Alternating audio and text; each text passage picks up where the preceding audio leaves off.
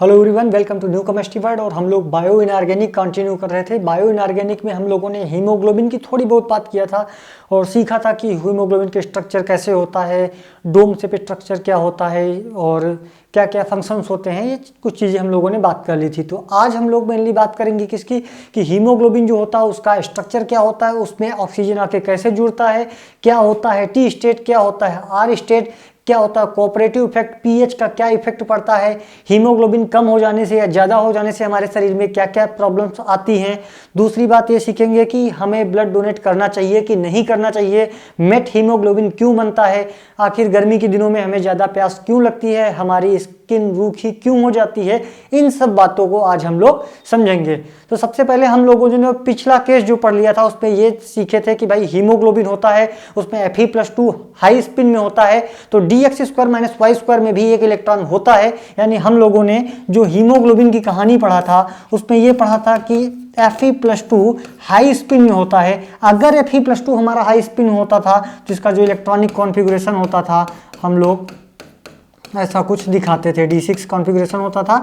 हम लोगों ने कहा था एक हमारा इलेक्ट्रॉन dx² - y² में और एक इलेक्ट्रॉन dz² में होता था। और जो हीमे ग्रुप होता था उसमें नाइट्रोजन होता था, नाइट्रोजन के पास लोन पेयर होते थे, तो लोन पेयर और ये dx² - y² वाले इलेक्ट्रॉन का आपस में रिपल्सन होता था। तो कैविटी में ना आके Fe+2 जो हमारा मेटल होता था वो थोड़ा सा ऊपर यानी शंकुआकार, शंकु की तरह बन जाता था। यानी हम उसको डोम स्ट्रक्चर या वॉच ग्लास स्ट्रक्चर बोल देते थे। इतनी चीजें हम लोगों ने सीख लिया था। अब आगे की हम बात करेंगे। तो सबसे पहली बात ये आती है कि हमारे शरीर का हीमोग्लोबिन कितना होना चाहिए।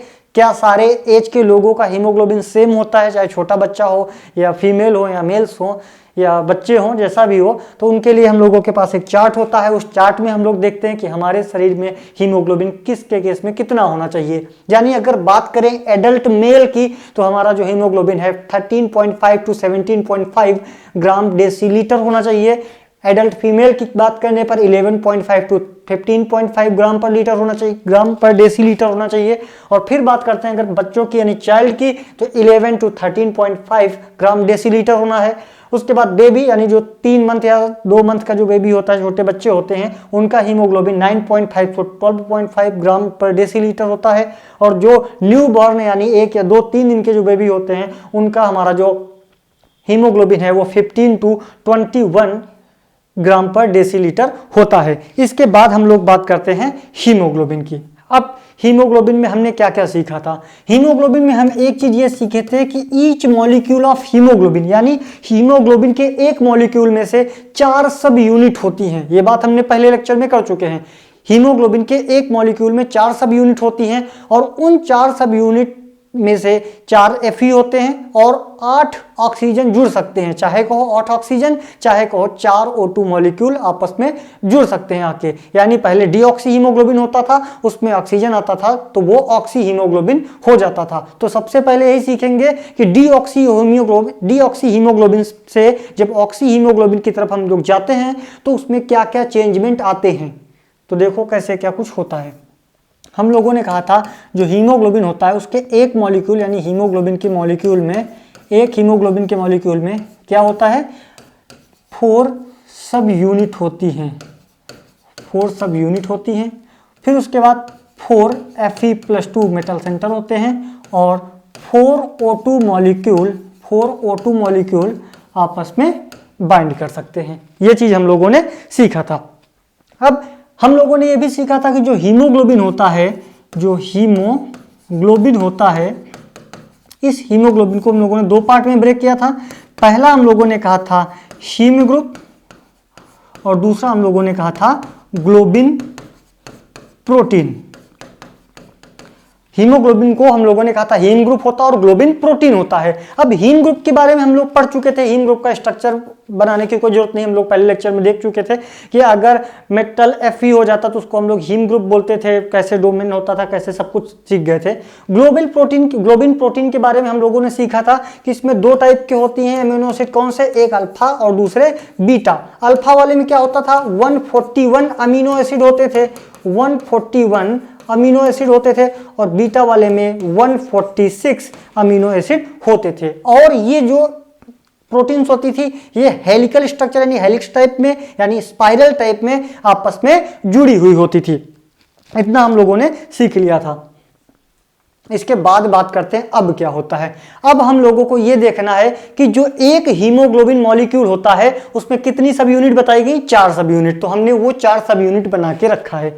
एक सब यूनिट, 2, 3, 4, चारों डीऑक्सी हीमोग्लोबिन आपको समझ में आ रहे हैं? बिल्कुल आ रहे हैं। क्यों? क्योंकि चारों में साफ साफ दिखाई पड़ रहा कि जो Fe है, +2 सेंटर है Fe का, वो डोम स्ट्रक्चर में है, यानी नीचे से कैविटी से ऊपर उठा हुआ है। बात आती कितना ऊपर उठा हुआ है इस Fe इस कैविटी से, तो हम लोगों ने पिछले क्लास में पढ़ा था कि वो 40 पिकोमीटर यानी 40 पिकोमीटर ऊपर उठा हुआ होता है।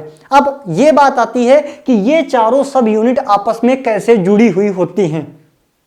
समझना बात को कि 4 सब यूनिट हैं, चारों सब यूनिट आपस में जुड़ी होती हैं कि नहीं, तो इसका तो आंसर आता है कि हाँ जुड़ी होती हैं। कैसे जुड़ी होती हैं? तो हम लोग बताते हैं कि वो साल्ट ब्रिज के थ्रू जुड़ी होती हैं। अब बात आती है सर साल्ट ब्रिज क्या होता है, कैसे बनता है? तो सबसे पहले ये जानो कि जो 4 सब यूनिट होती हैं, 4 सब यूनिट होती हैं, वो किसके थ्रू जुड़ी होती हैं? वो हमारी साल्ट ब्रिज के थ्रू जुड़ी हुई होती है। अब इस साल्ट ब्रिज में होता क्या क्या है? तो हम लोगों ने कहा इन साल्ट ब्रिज में NH3 पॉजिटिव और COO निगेटिव होता है। NH3 पॉजिटिव होता है और दूसरा हमारा COO निगेटिव होता है।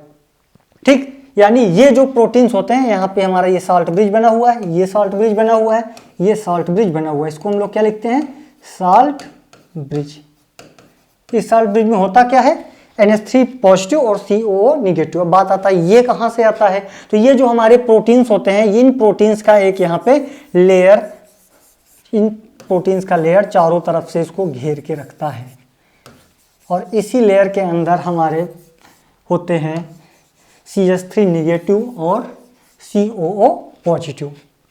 ठीक, अब इस लेयर की अगर बात करते हैं, जो प्रोटीन की लेयर उसको चारों तरफ से घेरे हुए है, इस लेयर में हमारा क्या होता है? 2 चीजें होती हैं, एक इनर साइड दिखता है और दूसरा आउटर साइड दिखता है। भाई किसी भी लेयर, मान लो ये पेन है तो ये इनर आउटर साइड हो गया, आपके लिए इनर साइड हो गया। तो हम इनर साइड को क्या बोलते हैं और आउटर साइड को हम लोग क्या बोलते हैं? तो 2 ग्रुप होते हैं हमारे पास।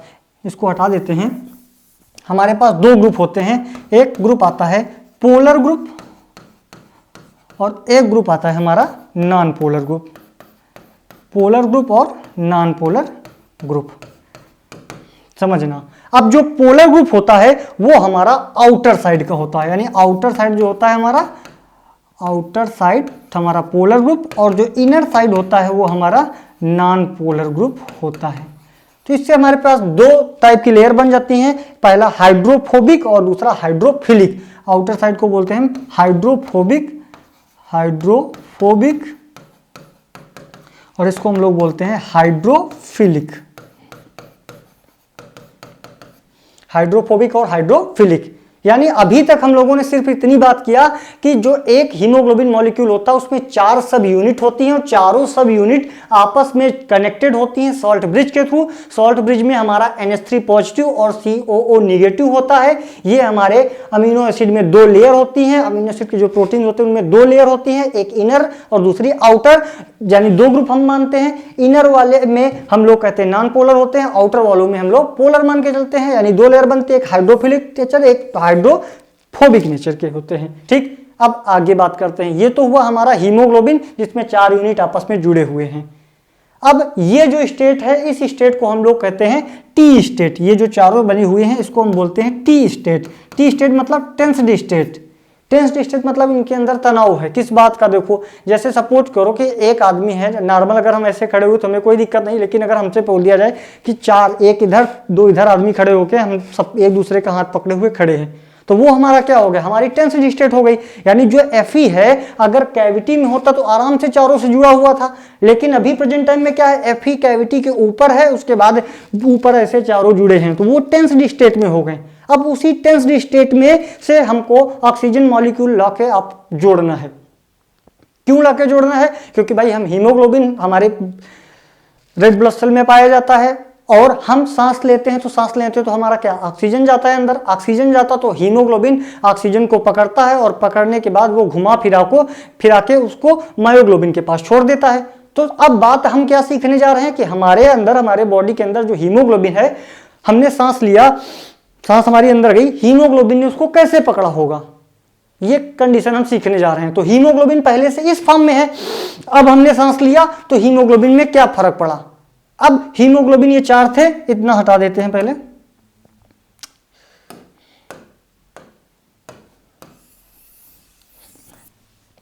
ये हीमोग्लोबिन चारों थे हमारे पास हमारे शरीर में। अब यहां से टहलता हुआ ऑक्सीजन मॉलिक्यूल जा रहा है, यहां से टहलता हुआ ऑक्सीजन मॉलिक्यूल जा रहा है। अब आप खुद ही सोचो कि 4 आदमी खड़े हुए हैं, चारों में से आपको बोलना है कि भाई हमको भी ऐड कर लो अपने साथ, यानी 4 उधर आदमी खड़े हुए हैं, 4 हम लोग इधर खड़े हुए हैं, हमको बोलना कि भैया तुम चारों लोग हो, हम 4 हैं, हम तुमसे ऐड होना चाहते हैं।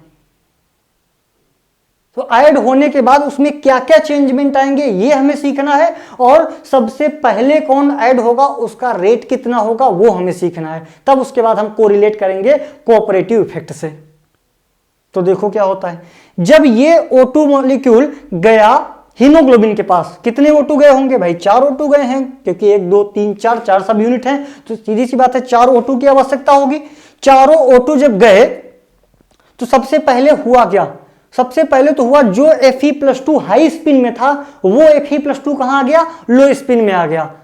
जो Fe+2 हाई स्पिन में था वो Fe+2 लो स्पिन में आ गया, और जैसे ही लो स्पिन में आया तो उसका dx² - y² का इलेक्ट्रॉन चला गया, और अगर dx² - y² से इलेक्ट्रॉन चला गया तो सीधी सी बात है जो रिपल्सन नाम की चीज थी वो खत्म हो गई, और जैसे ही रिपल्सन नाम की चीज खत्म हुई तो ये जो Fe थे ये कहां आके बैठ गए, ये कैविटी के अंदर आ गए। ठीक, तो पहला चेंजमेंट तो ये आया इन चारों के अंदर कि जो Fe ऊपर टंगे हुए थे ये आके बीचों बीच कैविटी में बैठने लगे। ठीक, अब उसके बाद क्या हुआ होगा, उसके बाद भैया ये ऑक्सीजन इनसे ऐड हुआ होगा, और हमने उसी दिन मतलब इसके पहले वाली क्लास में पढ़ लिया था, जब ऑक्सी हीमोग्लोबिन बनता है तो Fe+2 लो स्पिन में हो जाता है, और साथ ही साथ FeOO जो एंगल होता है वो 130 डिग्री हो जाता है। तो देखो कैसे होता होगा, एक का बना के देख लेते हैं। यहाँ पे नाइट्रोजन नाइट्रोजन, ये नाइट्रोजन नाइट्रोजन, ये चारों आपस में कनेक्ट हैं, और ये Fe आ गया कैविटी के अंदर, तो ये चारों इनसे जुड़ गए, और यहाँ पे ये अपना प्रोटीन चेन वाला हम लोग इमिडाजोल यूनिट जो बना के रखते थे उसको बना लेते हैं, और ये ऑक्सीजन ऑक्सीजन ऑक्सीजन यहाँ आ गया, और इस एंगल को हमने कहा था कि ये 130 डिग्री होता है। यानी हमने इन 4 को न बना के सिर्फ अभी एक बनाया, इसी तरह ये चारों इसमें चेंज हो जाएंगे। तो अब इस स्टेट को हम बोलते हैं क्या, आर स्टेट, यानी रिलैक्स स्टेट, आर स्टेट। तो अभी आपका ये बात क्लियर हो गया कि टी स्टेट क्या होता है। टी स्टेट ये वाली होती है जब ऑक्सीजन मॉलिक्यूल डीऑक्सी हीमोग्लोबिन में आके जुड़ जाता है, यानी जब ऑक्सी हीमोग्लोबिन बन जाता है तो उस स्टेट को हम लोग बोलते हैं आर स्टेट। अब बात आती है डीऑक्सी हीमोग्लोबिन से ऑक्सी हीमोग्लोबिन आने के समय में क्या क्या चेंजमेंट होते हैं। तो सबसे पहला चेंजमेंट तो हमको एक ही दिख रहा है क्या, कि भाई Fe+2 जो हाई स्पिन में था वो कहां आ गया, वो लो स्पिन में आ गया। और दूसरा चेंज क्या हुआ, इनकी ज्योमेट्री में भी कुछ चेंज होता होगा, मतलब इनकी संरचना में भी कुछ चेंज होता होगा। सीधी सी बात सोचो ना, अगर मैं पहले Fe, मान लो ये हमारा हाथ जो है ये Fe सेंटर है, हम Fe अभी कैविटी अपने सर, ये हमारी कैविटी है और हम ऊपर हैं, और जब ये कैविटी में ऊपर है और जब ये नीचे आएगा तो इसके स्ट्रक्चर में चेंज नहीं होगा। जब ये कैविटी ऊपर था तो ऐसे बना हुआ था, जब नीचे आया तो कैविटी में फिट हो गया, इसका मतलब स्ट्रक्चरल चेंज भी उसमें आए होंगे। यानी Fe+2 हाई स्पिन से लो स्पिन में भी आया, Fe+2 हाई स्पिन से लो स्पिन में भी आया, और उसमें स्ट्रक्चरल चेंजमेंट भी हुए। अब बात आती है कि ये हेलिक्स टाइप स्ट्रक्चर कैसे बने होते हैं। तो हम लोगों ने पिछली भी क्लास में एक फिगर देखा था, ये वाला फिगर देखा था, उसमें हमें साफ साफ दिख रहा है कि ये हमारे Fe सेंटर थे, ये अल्फा बीटा हमारे प्रोटीन चेन थे जो अलग अलग कलर से बने हुए हैं। हम लोगों ने कोऑर्डिनेशन नंबर के बारे में भी सीखा था, और जो हेलिक्स टाइप के स्ट्रक्चर यानी स्पाइरल स्ट्रक्चर होते हैं तो उन स्पाइरल स्ट्रक्चर को ऐसे ऐसे दिखाया जाता है। तो देख लीजिए आप, अगर कोई दिक्कत हो तो सोचिए। अब बात आती है नेक्स्ट बात क्या आती है, अब एक बात ये आती है जो अभी हम लोगों ने कहा था रेट के बारे में पढ़ना है। हमारे पास क्या था, हमारे पास 4 यूनिट थे, 4 सब यूनिट थे, इसका मतलब 4 डाई ऑक्सीजन ऐड होंगे। अब बात आती है जब एक डाई ऑक्सीजन इससे ऐड होगा, दूसरा डाई ऑक्सीजन इससे ऐड होगा, तीसरा इससे, चौथा इससे, तो बात आती है इनके रेट में क्या इफेक्ट पड़ेगा, रेट किसका ज्यादा होगा किसका कम होगा। तो रेट के लिए हम क्या देखते हैं कि सीधी सी बात है, चार चीजें थी, मान लो चारों आपस में ऐसे जुड़े हुए खड़े थे, उधर से चार ऑक्सीजन टहल रहे थे, बोले सुनो हमें तुम्हारे साथ बॉन्डिंग करना है, तो सबसे पहले दिक्कत किसकी हुई? जो सबसे पहले बोलेगा उसको सबसे ज्यादा कठिनाई हुई। अरे सीधी सी बात है, मान लो क्लास में टीचर होता था और टीचर बोलता था आज हमारा टेस्ट, आज के लिए टेस्ट के लिए बोला कि आज टेस्ट होगा, तो सबसे कठिन काम वही होता था जो सबसे पहले बच्चा बोलता था सर आज टेस्ट ना लीजिए कल ले लीजिएगा, आज आप पढ़ा दीजिए कल ले लीजिएगा। लेकिन जैसे ही पहला बोल देता था उसके पीछे पूरी क्लास बोल देती थी हाँ सर आज ना लीजिए, आज ना लीजिए। तो कठिनाई सबसे ज्यादा किसके केस में हुई थी कि पहले कौन बोले। तो सेम वही यहाँ कहानी भी है कि चार ऑक्सीजन टहल रहे थे, बोले हमें तुम्हारे साथ बॉन्डिंग करना है, तो बोले सबसे पहले कौन बोले, सबसे पहले कौन जुड़े जाके, जो सबसे पहले जुड़ेगा उसी की सबसे ज्यादा दिक्कत होगी, यानी उसी का रेट सबसे कम होगा। बात समझ में आई होगी। क्लास के हिसाब से समझ लो कि मतलब आज टेस्ट निर्धारित किया गया, अब क्लास में एक भला मानुस ऐसा होता था जो सबसे पहले बोल देता था, उसी को सब पिंच कर भाई बोल ना जल्दी कि आज ना ले कल ले लेना टेस्ट। तो जो सबसे पहला होता था उसी को सबसे ज्यादा दिक्कत होती थी, बाकी तो पीछे पूरी क्लास लगी हाँ सर बोल देते ना लो। सेम वही हाल यहाँ भी है कि चार डाई ऑक्सीजन है, कौन सबसे पहले इन चारों में कह के हमें तुम्हारे साथ बॉन्डिंग करना, तुम्हारे साथ मिलके हम तुम्हारे साथ मिलके ये जो डाई ऑक्सीजन है ये हमको ऐड करना, तुम्हें हाई स्पिन से लो स्पिन में लाना है, तुम्हारी स्ट्रक्चरल चेंजमेंट हमें करनी है। तो सबसे पहले जो हुआ होगा उसको सबसे ज्यादा दिक्कत हो गई, दूसरा वाला थोड़ा और आसानी से ऐड होगा, तीसरा वाला और आसानी से ऐड होगा, चौथा वाला तो फ्री फ्रंट में बैठा है बोल रहा आओ, जब तीन मर चुके तो हम भी मर लेते हैं, तो ये तो और आसानी से ऐड हो जाएगा। यानी अगर हम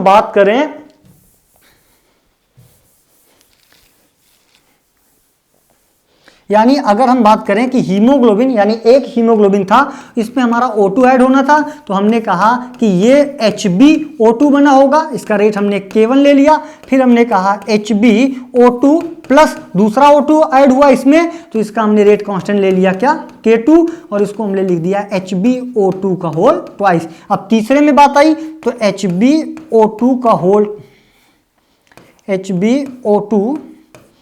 ट्वाइस प्लस का O2 किया, ये रेट कांस्टेंट हमारा हो गया K3, तो इसको हमने लिख दिया HbO2 का होल थ्राइस।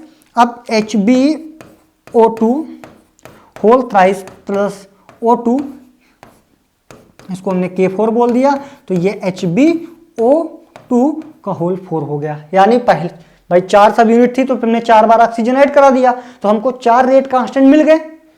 कौन सा? Equilibrium constant K1, K2, K3, K4। अब अगर इनके रेट की बात की जाए तो सबसे ज्यादा कठिनाई किसको हुई थी जुड़ने में? K1 को हुई थी, तो जो रेट कांस्टेंट होगा K1 लेस देन फिर K2 फिर K3 और फिर K4, K1 K2 K3 K4, चाहे बाइंडिंग कांस्टेंट का हो चाहे इक्विलिब्रियम कांस्टेंट बोल दो।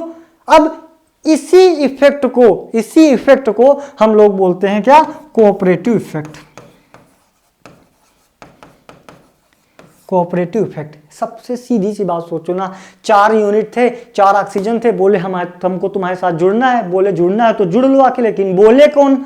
शर्म लग रही थी, तो जो सबसे पहले बोल देगा उसको ज्यादा कठिनाई होती। लास्ट वाला तो फ्री फंड में आके जुड़ गया, तो लास्ट वाले का रेट सबसे ज्यादा हो गया। अब बात करते हैं इसको अंग्रेजी में कैसे लिखते हैं, ये तो हमने देख लिया था, ये भी देख लिया था। ये इसकी डिफिनीशन लिखी जाती है कोऑपरेटिव इफेक्ट की। क्या लिखा हुआ है कोऑपरेटिव इफेक्ट की डिफिनीशन की? The phenomena where the addition of dioxygen to one heme subunit encourages addition of the dioxygen molecule to other heme subunits is known as cooperative effect। ये हमारी cooperative effect की definition होती है। ठीक, यानी हम लोगों ने क्या क्या सीख लिया? हम लोगों ने सीखा भाई हीमोग्लोबिन क्या होता है, हीमोग्लोबिन के स्ट्रक्चर जो होता है उसमें 4 सब यूनिट होती हैं। ईच मॉलिक्यूल ऑफ हीमोग्लोबिन में 4 सब यूनिट होती हैं, 4 Fe+2 होते हैं, 4 हाई स्पिन में होते हैं। उसके बाद उसमें 8 ऑक्सीजन जुड़ सकते हैं, चाहे को 8 ऑक्सीजन चाहे को 4 ऑक्सीजन मॉलिक्यूल जुड़ सकते हैं। हमने कहा 4 जुड़े हुए होते हैं जो सब यूनिट आपस में, वो टेंस्ड स्टेट में होते हैं। क्यों टेंस्ड स्टेट में होते हैं? क्योंकि सारे अपने कैविटी के ऊपर आपस में प्रोटीन चेन से जुड़े हुए होते हैं। हाइड्रोफोबिक नेचर होता है, हाइड्रोफिलिक नेचर होता है, सॉल्ट ब्रिज के थ्रू जुड़े होते हैं। NH2 प्लस और CH3 NH3 प्लस और CuO निगेटिव के थ्रू आपस में जुड़े हुए होते हैं, वो सारे टेंस्ड स्टेट में होते हैं। तब तक घूमता फिरता पहुंच जाता है कौन सा, डाइऑक्सीजन। वो कहता हमें तुम्हारे साथ बॉन्डिंग करनी है, तो बोली बॉन्डिंग करनी है तो सबसे पहले कहे कौन, जो सबसे पहले कहेगा उसका रेट सबसे कम होगा, उसको ज्यादा कठिनाई होगी। लास्ट वाला सबसे आसानी से जुड़ जाएगा, उसका रेट सबसे ज्यादा होगा। और इसी जुड़ने यानी ऑक्सीजन जुड़ने की प्रक्रिया में जो ये रेट का फिनोमेना है, इसको हम कोऑपरेटिव इफेक्ट बोल देते हैं। और टी स्टेट से जब ऑक्सीजन जुड़ जाता है तो आर स्टेट हो जाता है। और हीमोग्लोबिन में जब ऑक्सीजन जुड़ जाता है तो FeOO जो एंगल होता है वो 130 डिग्री होता है। और डीऑक्सी हीमोग्लोबिन में कैविटी से जो Fe होता है वो 40 पिकोमीटर ऊपर होता है। इतनी बातें सिर्फ हम लोगों ने सीखा। ये अंग्रेजी में एक डिफिनेशन लिखी हुई है, इसको सीख लिया। अब इसके बाद क्या सीखना है, इसके बाद हमें सीखना है कि जो हीमोग्लोबिन है इसको हम लोग दो पार्ट में पढ़े हैं, एक हीम ग्रुप और एक ग्लोबिन प्रोटीन। एक हीम ग्रुप पढ़े हैं, दूसरा ग्लोबिन प्रोटीन पढ़े हैं। तो एक बात ये बता दो, इस ग्लोबिन प्रोटीन का क्या रोल है, यानी जो ये हम लोगों ने स्ट्रक्चर देखा था, पता नहीं बना है कि बिगाड़ दिया मैंने, शायद बिगाड़ दिया गया था। यही ग्लोबिन प्रोटीन का जो स्ट्रक्चर ये था, हेलिकल स्ट्रक्चर बने हुए थे, इनका क्या रोल है। अगर हीमोग्लोबिन में ये ग्लोबिन प्रोटीन हटा दिया जाए तो उसके बिना हमारे शरीर में क्या इफेक्ट पड़ेगा। भाई अगर किसी की मौजूदगी का तुम्हें पता करना है कि तुम्हारा क्या प्रभाव है भाई हमारी जिंदगी में रह के, तो तभी पता चलेगा जब वो हमारी जिंदगी से चला जाएगा। तो सबसे पहले हम यही काम करते हैं कि हम अपने हीमोग्लोबिन से ग्लोबिन पार्ट को हटा देते हैं, और जैसे ही हटाएंगे तो हमें उसका इफेक्ट हमें पता चल जाएगा कि भाई तुम्हारे रहने से हमें क्या फायदा था। तो वहां से बात चालू होती है कि जब ग्लोबिन प्रोटीन हम लोग हटा देते हैं तो जो हीमोग्लोबिन होता है वो हिमेटिन बना देता है। क्या बना देता है, हिमेटिन बना देता है। यानी अब हमें कहानी पढ़नी पड़ेगी हिमेटिन की, कि हिमेटिन क्या होता है, हिमेटिन कैसे कैसे बनता है। तो शॉर्ट फॉर्म में हम क्या लिखते हैं, in the absence of protein chain, in the absence of protein chain haematin is formed which prevents dioxygen transportation. यानी अब इस लाइन का क्या क्या मतलब है, कैसे क्या कुछ होता है, वो चीजें हमें सीखना है। तो सीधी सी बातें, बहुत सारी ऐसी बातें होती हैं जो नहीं पता होती शुरू से, कि हम गर्मी के दिनों में ज़्यादा पानी क्यों पीते हैं, ब्लड डोनेट करते हैं तो उससे हमारे शरीर में क्या इफेक्ट पड़ता है। हम बाबा रामदेव जी कहते हैं अनुलोम विलोम करो तो उससे क्या इफेक्ट पड़ता है। इन्हीं सब चीज़ों को हम लोग आपस में कोरिलेट करेंगे नेक्स्ट क्लास में, और देखेंगे हिमेटिन जो बना उससे नुकसान क्या है, फायदा क्या है, और ग्लोबिन प्रोटीन का क्या महत्व था, आखिर उसका रहना क्यों जरूरी था। तो मिलते हैं नेक्स्ट क्लास में और अच्छे से उसको समझते हैं। Thank you so much.